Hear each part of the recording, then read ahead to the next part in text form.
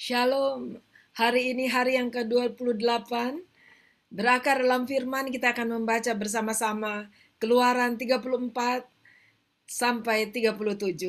Puji Tuhan, mari kita berdoa. Terima kasih Bapak, kami boleh membaca dan menikmati firman Tuhan tiap-tiap hari, dan kami percaya pada hari ini kami juga dapat belajar dari Engkau ya Tuhan. Dan berbicaralah kepada kami secara pribadi, kami buka hati kepada Engkau di dalam nama Tuhan Yesus. Amin. Puji Tuhan, mari kita langsung membaca pasal 34. Berfirmanlah Tuhan kepada Musa, pahatlah dua loh batu sama dengan yang mula-mula, maka aku akan menulis pada loh itu segala firman yang ada pada loh yang mula-mula yang telah kau pecahkan. Bersiaplah menjelang pagi dan naiklah pada waktu pagi ke atas gunung Sinai. Berdirilah di sana menghadap aku di puncak gunung itu. Tetapi janganlah ada seorang pun yang naik bersama-sama dengan engkau, dan juga seorang pun tidak boleh kelihatan di seluruh gunung itu. Bahkan kambing domba dan lembu sapi pun tidak boleh makan rumput di sekitar gunung itu. Lalu Musa memahat dua loh batu sama dengan yang mula-mula. Bangunlah ia pagi-pagi dan naiklah ia ke atas gunung Sinai seperti yang diperintahkan Tuhan kepadanya, dan membawa kedua loh batu itu di tangannya. Turunlah Tuhan dalam awan, lalu berdiri di sana dekat Musa, serta menyerukan nama Tuhan. Berjalanlah Tuhan lewat dari depannya dan berseru, Tuhan, Tuhan Allah penyayang dan pengasih, panjang sabar berlimpah kasihnya dan setianya, yang meneguhkan kasih setianya kepada beribu-ribu orang, yang mengampuni kesalahan, pelanggaran dan dosa, tetapi tidaklah sekali-kali membebaskan orang yang bersalah dari hukuman, yang membalaskan kesalahan bapa kepada anak-anaknya dan cucunya, kepada keturunan yang ketiga dan keempat. Segeralah Musa berlutut ke tanah lalu sujud menyembah, serta berkata, jika aku telah mendapat kasih karunia di hadapanmu, ya Tuhan, berjalanlah kiranya Tuhan di tengah-tengah kami, sekalipun bangsa ini suatu bangsa yang tegar tengkuk, tetapi ampunilah kesalahan dan dosa kami, ambillah kami menjadi milik-Mu. Firman-Nya, sungguhlah aku mengadakan suatu perjanjian, di depan seluruh bangsamu ini akan kulakukan perbuatan-perbuatan yang ajaib, seperti yang belum pernah dijadikan di seluruh bumi di antara segala bangsa. Seluruh bangsa yang di tengah-tengahnya engkau diam akan melihat perbuatan Tuhan, sebab apa yang akan kulakukan dengan engkau sungguh-sungguh dahsyat. Tetapi engkau berpeganglah pada yang kuperintahkan kepadamu pada hari ini. Lihat, aku akan menghalau dari depanmu orang Amori, orang Kanaan, orang Het, orang Feris, orang Hewi, dan orang Yebus. Berawas-awaslah, janganlah kau adakan perjanjian dengan penduduk negeri yang kau datangi itu, supaya jangan mereka menjadi jerat bagimu di tengah-tengahmu. Sebaliknya, mezbah-mezbah mereka haruslah kau rubuhkan. Tugu-tugu berhala mereka kamu remukkan, dan tiang-tiang berhala mereka kamu tebang. Sebab janganlah engkau sujud menyembah kepada Allah lain, karena Tuhan yang namanya cemburuan adalah Allah yang cemburu. Janganlah engkau sampai mengadakan perjanjian dengan penduduk negeri itu, apabila mereka berzina dengan mengikuti Allah mereka, dan mempersembahkan korban kepada Allah mereka, maka mereka akan mengundang engkau, dan engkau akan ikut makan korban sembelihan mereka. Apabila engkau mengambil anak-anak perempuan mereka menjadi istri anak-anakmu, dan anak-anak perempuan itu akan berzina dengan mengikuti Allah mereka, maka mereka akan membujuk juga anak-anakmu laki-laki untuk berzina dengan mengikuti Allah mereka. Janganlah kau buat bagimu Allah tuangan. Hari raya roti tidak beragi haruslah kau pelihara. 7 hari lamanya engkau harus makan roti yang tidak beragi, seperti yang kuperintahkan kepadamu pada waktu yang ditetapkan dalam bulan Abib, sebab dalam bulan Abib itulah engkau keluar dari Mesir. Segala apa yang lahir terdahulu dari kandungan, akulah yang empunya. Juga segala ternakmu yang jantan, anak yang lahir terdahulu dari lembu atau domba. Tetapi anak yang lahir terdahulu dari keledai, haruslah kau tebus dengan seekor domba. Jika tidak kau tebus, haruslah kau patahkan batang lehernya. Setiap yang sulung dari antara anak-anakmu haruslah kau tebus, dan janganlah orang menghadap ke hadiratku dengan tangan hampa. 6 harilah lamanya engkau bekerja, tetapi pada hari yang ketujuh haruslah engkau berhenti. Dan dalam musim membajak dan musim menuai, haruslah engkau memelihara hari perhentian juga. Hari raya 7 minggu, yakni hari raya buah bungaran dari penuaian gandum, haruslah kau rayakan. Juga hari raya pengumpulan hasil pada pergantian tahun.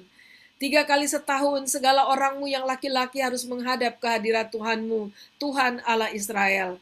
Sebab aku akan menghalau bangsa-bangsa dari depanmu dan meluaskan daerahmu, dan tiada seorang pun yang akan mengingini negerimu, apabila engkau pergi untuk menghadap ke hadirat Tuhan Allahmu 3 kali setahun. Janganlah darah korban sembelihan yang kepadaku kau persembahkan beserta sesuatu yang beragi, dan janganlah ada dari korban sembelihan pada hari Paskah bermalam sampai pagi. Yang terbaik dari buah bungaran hasil tanahmu haruslah kau bawa ke dalam rumah Tuhan Allahmu. Janganlah engkau masak anak kambing dalam susu induknya. Berfirmanlah Tuhan kepada Musa, tuliskanlah segala firman ini, sebab berdasarkan firman ini telah kuadakan perjanjian dengan engkau dan dengan Israel. Dan Musa ada di sana bersama-sama dengan Tuhan 40 hari, 40 malam lamanya. Tidak makan roti dan tidak minum air. Dan ia menuliskan pada loh itu segala perkataan perjanjian, yakni ke-10 firman. Ketika Musa turun dari gunung Sinai, kedua loh hukum Allah ada di tangan Musa ketika ia turun dari gunung itu. Tidaklah ia tahu bahwa kulit mukanya bercahaya oleh karena ia telah berbicara dengan Tuhan. Ketika Harun dan segala orang Israel melihat Musa, tanpa kulit mukanya bercahaya, maka takutlah mereka mendekati dia. Tetapi Musa memanggil mereka, maka Harun dan segala pemimpin jemaah itu berbalik kepadanya dan Musa berbicara kepada mereka. Sesudah itu mendekatlah segala orang Israel, lalu disampaikannya lah kepada mereka segala perintah yang diucapkan Tuhan kepadanya di atas gunung Sinai. Setelah Musa selesai berbicara dengan mereka, diselubunginya lah mukanya. Tetapi apabila Musa masuk menghadap Tuhan untuk berbicara dengan dia, ditanggalkannya lah selubung itu sampai ia keluar. Dan apabila ia keluar, dikatakannya lah kepada orang Israel apa yang diperintahkan kepadanya. Apabila orang Israel melihat muka Musa, bahwa kulit muka Musa bercahaya, maka Musa menyelubungi mukanya kembali sampai ia masuk menghadap untuk berbicara dengan Tuhan. Pasal 33. Lalu Musa menyuruh berkumpul segenap jemaah Israel dan berkata kepada mereka, inilah firman yang diperintahkan Tuhan untuk dilakukan. 6 hari lamanya boleh dilakukan pekerjaan, tetapi pada hari yang ke-7 haruslah ada perhentian kudus bagimu, yakni Sabat, hari perhentian penuh bagi Tuhan. Setiap orang yang melakukan pekerjaan pada hari itu haruslah dihukum mati. Janganlah kamu memasang api dimanapun dalam tempat kediamanmu pada hari Sabat. Berkatalah Musa kepada segenap jemaah Israel, inilah firman yang diperintahkan Tuhan bunyinya. Ambillah bagi Tuhan persembahan khusus dari barang kepunyaanmu. Setiap orang yang terdorong hatinya harus membawanya sebagai persembahan khusus kepada Tuhan. Emas, perak, tembaga, kain ungu tua, kain ungu muda, kain kirmisi, lenan halus, bulu kambing, kulit domba jantan yang diwarnai merah, kulit-kulit lumba-lumba, kayu penaga, minyak untuk penerangan, rempah-rempah untuk minyak urapan, dan untuk ukupan dari wangi-wangian. Permata krisopras dan permata tatahan untuk baju efod dan untuk tutup dada. Segala orang yang ahli di antara kamu haruslah datang untuk membuat segala yang diperintahkan Tuhan, yakni kemah suci atas kemahnya dan tudungnya, kaitannya dan papannya, kayu lintangnya, tiangnya dan alasnya, tabut dengan kayu pengusungnya, tutup pendamaian dan tabir penudung, meja dan kayu pengusungnya, segala perkakasnya dan roti sajian, kandil untuk penerangan dengan perkakasnya, lampunya dan minyak untuk penerangan, mezbah pembakaran ukupan dengan kayu pengusungnya, minyak urapan dan ukupan dari wangi-wangian, tirai pintu untuk pintu kemah suci, mezbah korban bakaran dengan kisi-kisi tembaganya, kayu pengusungnya dan segala perkakasnya, bejana pembasuhan dengan alasnya, layar pelataran, tiangnya, alasnya, dan tirai pintu gerbang pelataran itu, patok kemah suci dan patok pelataran dan talinya, pakaian jabatan untuk menyelenggarakan kebaktian di tempat kudus, dan pakaian kudus bagi imam Harun, dan pakaian anak-anaknya untuk memegang jabatan imam. Lalu pergilah segenap jemaah Israel dari depan Musa. Sesudah itu datanglah setiap orang yang tergerak hatinya, Setiap orang yang terdorong jiwanya membawa persembahan khusus kepada Tuhan untuk pekerjaan melengkapi kemah pertemuan dan untuk segala ibadah di dalamnya dan untuk pakaian kudus itu. Maka datanglah mereka, baik laki-laki maupun perempuan, setiap orang yang terdorong hatinya dengan membawa anting-anting hidung, anting-anting telinga, cincin meterai dan kerongsang, segala macam barang emas, demikian juga setiap orang yang mempersembahkan persembahan unjukan dari emas bagi Tuhan. Juga setiap orang yang mempunyai kain ungu tua, kain ungu muda, kain kemisi, lenan halus, bulu kambing, kulit domba jantan yang diwarnai merah, dan kulit lumba-lumba datang membawanya. Setiap orang yang hendak mempersembahkan persembahan khusus dari perak atau tembaga, membawa persembahan khusus yang kepada Tuhan itu, dan setiap orang yang mempunyai kayu penaga, membawanya juga untuk segala pekerjaan mendirikan itu. Setiap perempuan yang ahli memintal dengan tangannya sendiri dan membawa yang dipintalnya itu, yakni kain ungu tua, kain ungu muda, kain kirmisi, dan lenan halus. Semua perempuan yang tergerak hatinya oleh karena ia berkeahlian memintal bulu kambing. Pemimpin-pemimpin membawa permata krisopras dan permata tatahan untuk baju efod dan untuk tutup dada. Rempah-rempah dan minyak untuk penerangan, untuk minyak urapan dan untuk ukupan dari wangi-wangian. Semua laki-laki dan perempuan yang terdorong hatinya akan membawa sesuatu untuk segala pekerjaan yang diperintahkan Tuhan dengan perantaraan Musa untuk dilakukan mereka itu, yakni orang Israel, membawanya sebagai pemberian sukarela bagi Tuhan. Berkatalah Musa kepada orang Israel, "Lihatlah, Tuhan telah menunjuk Besalil bin Uri bin Hur dari suku Yehuda, dan telah memenuhinya dengan roh Allah, dengan keahlian, pengertian, dan pengetahuan dalam segala macam pekerjaan, yakni untuk membuat berbagai rancangan, supaya dikerjakan dari emas, perak, dan tembaga, untuk mengasah batu permata supaya ditata, untuk mengukir kayu, dan untuk bekerja dalam segala macam pekerjaan yang dirancang itu." Dan Tuhan menanam dalam hatinya dan dalam hati Aholiab bin Ahisamak dari suku Dan kepandaian untuk mengajar. Ia telah memenuhi mereka dengan keahlian untuk membuat segala macam pekerjaan seorang tukang, pekerjaan seorang ahli, pekerjaan seorang yang membuat tenunan yang berwarna-warna dari kain ungu tua, kain ungu muda, kain kirmisi, dan lenan halus, dan pekerjaan seorang tukang tenun, yakni sebagai pelaksana segala macam pekerjaan dan perancang segala sesuatu. Pasal 36. Demikianlah harus bekerja Besalil dan Aholiab dan setiap orang yang ahli yang telah dikaruniai Tuhan keahlian dan pengertian, sehingga ia tahu melakukan segala macam pekerjaan untuk mendirikan tempat kudus, tempat menurut yang diperintahkan Tuhan. Lalu Musa memanggil Besalil dan Aholiab dan setiap orang yang ahli yang dalam hatinya telah ditanam Tuhan keahlian, setiap orang yang tergerak hatinya untuk datang melakukan pekerjaan itu. Mereka menerima daripada Musa seluruh persembahan khusus yang telah dibawa oleh orang Israel untuk melaksanakan pekerjaan mendirikan tempat kudus. Tetapi orang Israel itu masih terus membawa pemberian sukarela kepada Musa tiap-tiap pagi. Dan segala orang ahli yang melakukan seluruh pekerjaan untuk tempat kudus itu, datanglah masing-masing dari pekerjaan yang dilakukannya. Dan berkata kepada Musa, "Rakyat membawa lebih banyak dari yang diperlukan untuk mengerjakan pekerjaan yang diperintahkan Tuhan untuk dilakukan." Lalu Musa memerintahkan supaya dimaklumkan di mana-mana di perkemahan itu demikian. Tidak usah lagi ada orang laki-laki atau perempuan yang membuat sesuatu menjadi persembahan khusus bagi tempat kudus. Demikianlah rakyat itu dicegah membawa persembahan lagi. Sebab bahan yang diperlukan mereka telah cukup untuk melakukan segala pekerjaan itu, bahkan berlebih. Lalu semua ahli di antara tukang-tukang itu membuat kemah suci dari 10 tenda, dari lenan halus yang dipintal benangnya, dan dari kain ungu tua, kain ungu muda, dan kain kirmisi, dengan ada kerupnya buatan ahli tenun, dibuat orang semuanya itu.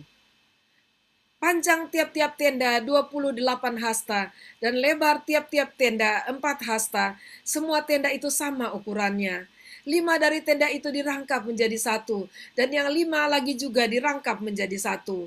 Pada rangkapan yang pertama di tepi satu tenda yang di ujung, dibuatlah sosok-sosok kain ungu tua, dan demikian juga di tepi satu tenda yang paling ujung pada rangkapan yang kedua. 50 sosok dibuat orang pada tenda yang pertama, dan 50 sosok pada tenda yang di ujung pada rangkapan yang kedua, sehingga sosok-sosok itu tepat berhadapan satu sama lain. Dibuatlah 50 kaitan emas, dan disambunglah tenda-tenda kemah suci yang satu dengan yang lain, dengan memakai kaitan itu sehingga menjadi satu. Dibuatlah tenda-tenda dari bulu kambing menjadi atap kemah yang menudungi kemah suci. 11 tenda dibuat orang. Panjang tiap-tiap tenda 30 hasta dan 4 hasta lebarnya. Tiap-tiap tenda yang 11 tenda itu sama ukurannya. Disambunglah 5 dari tenda itu dengan tersendiri dan 6 dari tenda itu dengan tersendiri. Dibuatlah 50 sosok pada rangkapan yang pertama di tepi satu tenda yang di ujung, dan dibuat 50 sosok di tepi satu tenda pada rangkapan yang kedua. Dibuat oranglah 50 kaitan tembaga untuk menyambung tenda-tenda kemah itu, sehingga menjadi satu. Juga dibuatlah untuk kemah itu tudung dari kulit domba jantan yang diwarnai merah, dan tudung dari kulit lumba-lumba di atasnya lagi. Dibuat oranglah untuk kemah suci itu papan dari kayu penaga yang berdiri tegak, 10 hasta panjangnya satu papan, dan 1,5 hasta lebarnya tiap-tiap papan. Tiap-tiap papan ada 2 pasak yang disengkang satu sama lain. Demikianlah diperbuat dengan segala papan kemah suci. Dibuat oranglah papan-papan untuk kemah suci, 20 papan pada sebelah selatan, dan 40 alas perak dibuat orang di bawah ke-20 papan itu. 2 alas di bawah satu papan untuk kedua pasaknya, dan seterusnya 2 alas di bawah setiap papan untuk kedua pasaknya. Juga dibuat orang untuk sisi yang kedua dari kemah suci, pada sebelah utara 20 papan, dengan 40 alas peraknya, 2 alas di bawah satu papan, dan seterusnya 2 alas di bawah setiap papan. Untuk sisi belakang kemah suci, pada sebelah barat dibuat oranglah 6 papan. 2 papan dibuat orang untuk sudut kemah suci di sisi belakang. Kedua papan itu kembar pasaknya, di sebelah bawah dan di sebelah itu juga kembar pasaknya di sebelah atas. Di dekat gelang yang satu itu, demikianlah dibuat orang dengan kedua papan yang untuk kedua sudutnya itu. Jadi ada 8 papan dengan alas peraknya, 16 papan, dua-dua alas di bawah satu papan. Dibuatlah juga kayu lintang dari kayu penaga, 5 untuk papan-papan pada sisi yang satu dari kemah suci, 5 kayu lintang untuk papan-papan pada sisi yang kedua dari kemah suci, dan 5 kayu lintang untuk papan-papan kemah suci yang merupakan sisi belakangnya pada sebelah barat. Dibuat oranglah kayu lintang yang di tengah menjadi melintang terus di tengah-tengah papan-papan itu dari ujung ke ujung. Papan-papan itu disalut dengan emas. Gelang-gelang itu dibuat dari emas sebagai tempat memasukkan kayu-kayu lintang itu, dan kayu-kayu lintang itu disalut dengan emas. Dibuatlah tabir itu dari kain ungu tua dan kain ungu muda, kain kirmisi dan lenan halus yang dipintal benangnya. Dibuat dengan ada kerupnya, buatan ahli tenun. Dibuat oranglah untuk itu 4 tiang dari kayu penaga, dan disalutlah itu dengan emas. Dengan ada kaitannya dari emas, lalu dituanglah 4 alas perak untuk tiang itu. Juga dibuat oranglah tirai untuk pintu kemah itu, dari kain ungu tua, kain ungu muda, kain kirmisi, dan lenan halus yang dipintal benangnya, tenunan yang berwarna-warna. Dan kelima tiangnya dengan kaitan untuk tiang itu, disalutlah ujungnya dan penyambung-penyambungnya dengan emas, dan kelima alasnya itu adalah dari tembaga. Pasal 37. Besalil membuat tabut itu dari kayu penaga, 2,5 hasta panjangnya, 1,5 hasta lebarnya, dan 1,5 hasta tingginya. Disalutnyalah itu dengan emas murni, dari dalam dan dari luar, dan dibuatnyalah bingkai emas sekelilingnya. Dituangnyalah 4 gelang emas untuk tabut itu, pada keempat penjurunya, yaitu 2 gelang pada rusuknya yang satu, dan 2 gelang pada rusuknya yang kedua. Dibuatnyalah kayu pengusung dari kayu penaga, dan disalutnyalah itu dengan emas, dan dimasukannyalah kayu pengusung itu ke dalam gelang yang pada rusuk tabut itu, supaya tabut dapat diangkut. Dibuatnyalah tutup pendamaian dari emas murni, 2,5 hasta panjangnya dan 1,5 hasta lebarnya. Dibuatnyalah 2 kerup dari emas tempaan dibuatnya itu, pada kedua ujung tutup pendamaian itu, 1 kerup pada ujung sebelah sini dan 1 kerup pada ujung sebelah sana. Seiras dengan tutup pendamaian itu dibuatnya kerup itu pada kedua ujungnya. Kerup-kerup itu mengembangkan kedua sayapnya ke atas. Sayap-sayapnya menudungi tutup pendamaian itu, dan mukanya menghadap kepada masing-masing. Kepada tutup pendamaian itulah menghadap muka kerup-kerup itu. Dibuatnya lah meja itu dari kayu penaga, 2 hasta panjangnya, sehasta lebarnya, dan 1,5 hasta tingginya. Disalutnya lah itu dengan emas murni, dan dibuatnya bingkai emas sekelilingnya. Dibuatnya lah sekelilingnya jalur pinggir yang setapak tangan lebarnya, dan dibuatnya bingkai emas sekeliling jalur pinggirnya itu. Dibuatnya lah untuk meja itu 4 gelang emas, dan dipasangnya lah gelang-gelang itu di keempat penjurunya pada keempat kakinya. Dekat ke jalur pinggirnya lah gelang itu, yakni tempat memasukkan kayu pengusung, supaya meja itu dapat diangkut. Dibuatnya lah kayu pengusung itu dari kayu penaga, dan disalutnya dengan emas, yaitu supaya meja itu dapat diangkut. Dan dibuatnya lah perkakas yang di atas meja itu, yakni pinggannya, cawannya, pialanya, dan kendinya, yang dipakai untuk persembahan curahan, semuanya dari emas murni. Dibuatnya lah kandil itu dari emas murni, dari emas tempaan dibuatnya kandil itu, baik kakinya, baik batangnya, kelopaknya dengan tombolnya dan kembangnya, dibuat seiras dengan kandil itu. Ada 6 cabang timbul dari sisinya, 3 cabang kandil itu dari sisi yang satu, dan 3 cabang dari sisi yang lain. 3 kelopak yang berupa bunga badam pada cabang yang satu, dengan tombol dan kembangnya, dan 3 kelopak yang serupa pada cabang yang lain, dengan tombol dan kembangnya. Demikian juga dibuat ke-6 cabang yang timbul dari kandil itu. Pada kandil itu sendiri ada 4 kelopak berupa bunga badam, dengan tombolnya dan kembangnya. Juga ada 1 tombol di bawah sepasang cabang yang pertama yang timbul dari kandil itu, dan 1 tombol di bawah yang kedua, dan 1 tombol di bawah yang ketiga. Demikianlah juga dibuat ke-6 cabang yang timbul dari situ. Tombol dan cabang itu timbul dari kandil itu, dan semuanya itu dibuat dari sepotong emas tempaan yang murni. Dibuatnya lah pada kandil itu 7 lampu dengan sepitnya dan penadahnya dari emas murni. Dari 1 talenta emas murni dibuatnya lah kandil itu dengan segala perkakasnya.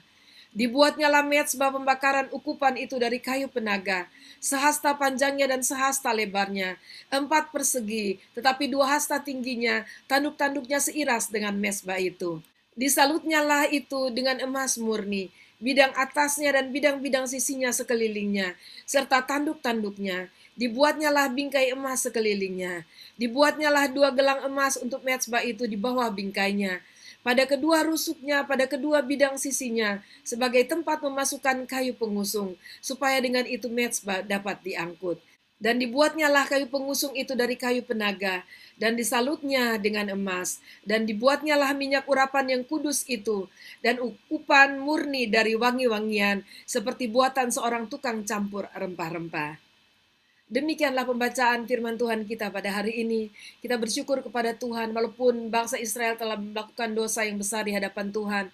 Tapi pada saat Tuhan mengampuni mereka, Tuhan membaharui mereka. Dan bahkan mereka dikaruniai oleh Tuhan yang memungkinkan mereka untuk melakukan apa yang menjadi kehendak Allah bagi mereka. Puji Tuhan, marilah kita tetap setia, fokus kepada Tuhan, tetap semangat. Kita percaya bahwa Tuhan juga akan memperlengkapi kita untuk kita hidup menyenangkan hati Tuhan dan melakukan apa yang menjadi kehendak Tuhan bagi kita semua. Tuhan Yesus memberkati, mari kita berdoa. Terima kasih Tuhan buat hari ini. Terima kasih buat pembacaan firman Tuhan. Tolonglah kami pada saat kami mengalami pengampunan Tuhan, pembaharuan hidup, pemulihan dari Engkau. Biarlah kami semakin mengasihi Engkau. Dan apapun di dalam kehidupan kami, tidak ada artinya ya Tuhan, selain kasih dan kemurahan-Mu. Terima kasih Tuhan, biarlah kami semakin memberi diri kami dan bahkan apa yang ada pada kami untuk Engkau. Terpujilah nama-Mu dalam nama Tuhan Yesus. Amin. Puji Tuhan, kita jumpa besok, Tuhan Yesus memberkati.